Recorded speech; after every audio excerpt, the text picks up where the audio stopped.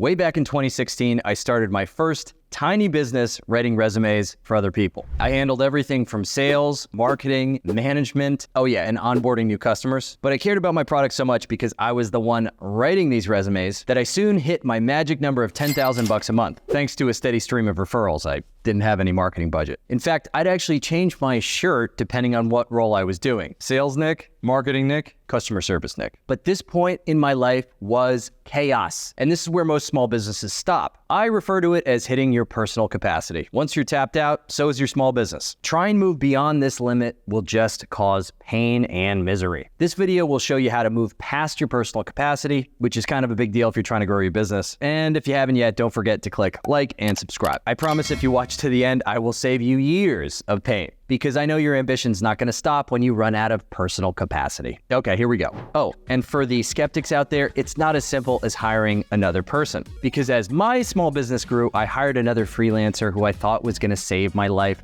Let's call her Susie. But I didn't really have enough revenue to sort of separate roles and hire enough people, so Susie kind of did everything. Susie was smart. Susie was resourceful. In fact, I owe a little piece of my life to Susie. However, because Susie was so smart and resourceful, she left my company to start her own. And I was screwed all over again. But this time I had a lot more customers to disappoint. Does this sound familiar to you? Because this is the story and the pattern that most small businesses face when they're scaling up for the first time. Of course, the story doesn't end there. I was able to scale the team up to 10 and add an extra 0 to my revenue to get it to $100,000 a month. That's right, I scaled the most unscalable business imaginable. And this is how I did it. Tip number 1, turn it into a fast food restaurant. What does McDonald's, Burger King, and Taco Bell all have in common? Probably a few questionable ingredients, but the burger tastes the same way in Dallas as it does in Dublin. How do they pull that off? SOPs, standard operating procedures. I like to call it an SOP binder. Basically a big, thick book, whether it's virtual or a real book,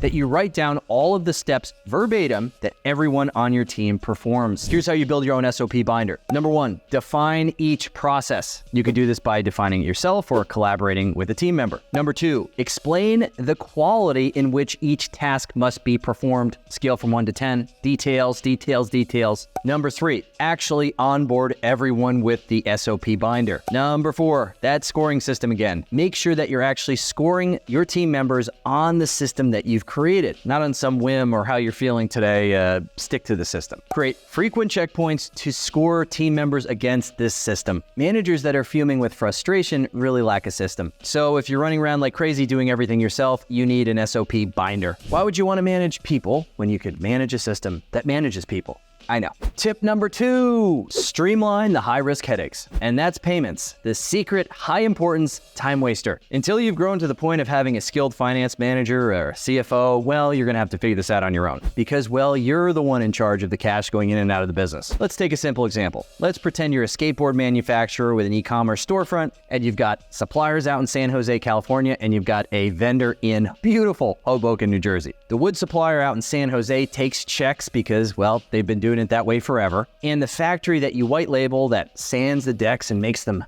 so perfect, well, they take direct deposit. Don't even get me started about the wheels and trucks vendors. They take a different form of payment altogether. Do you see how this becomes 2 hours a week to manage? Finding the right payment tech is critical to getting those hours back. Otherwise, you're wearing way too many hats. If you can't tell, I used to be a skater boy myself. Personally, I use Melio for the flexibility and the ease of use. Most payment software is clunky and time-consuming, so please do your research and audit each tool and see how it fits into your business. Melio is pretty cool because it allows you to do a couple things. Number 1, choose a payment method that works for you. Even if the vendor prefers to receive money differently, let's say in a check, Melio will handle it and you could still pay however you want to pay. Number 2, you could pay with a credit card so you get a lot more control over your business's cash flow. Number 3, I know you're mobile, so you can make payments from your mobile app too, anywhere you are for even more flexibility. In my own businesses, which has grown far past resumes to tech and AI, well, they're really not that different from our little skateboard example. I have dozens of vendors that I have to pay weekly, monthly, all different forms of payment. So a solution that can handle the payment variety that I need is critical. Whether you're selling skateboards online, building homes, running a restaurant, Melio is a solution to consider. If all that sounds good, head to go.melio.com/NicholasCrown and try for yourself for free. Tip number 3, never make a human do a robot's job, especially if that human is you. Anything that you do twice, automate it, especially for the lower risk tasks. Copying copying and pasting, summarizing, and those pesky team notifications. You've got to automate them if you want to survive. Here's how I automate areas of my business. Number one, I run an automation audit. That's keeping a notebook close to hand for an entire week and writing down every time you do something twice. I know it sounds annoying, but you only have to do it once. Number two, actually automating it. I'll do this on a separate day because it's going to take some time. A user-friendly automation tool that I use is called Zapier. You don't need to be a developer to use it. All right, Nick, so what do you automate? Let me tell you a few things. Number one, action triggers to my team. This is something you could drop as a channel trigger in your Slack room. Number two, customer flows and invoices. Sometimes you trigger this with time. Okay, wait an hour before you send this. Wait 2 days before you send that. Things like thank you emails. Things like requests for product review. This better be automated. Number three, notes and summarization. Don't make the intern do this. You can connect Google Docs with ChatGPT and have all of your meeting notes summarized and on your desk without young Johnny making all those typos. So to summarize, if you're sitting there with barely enough time to watch this video,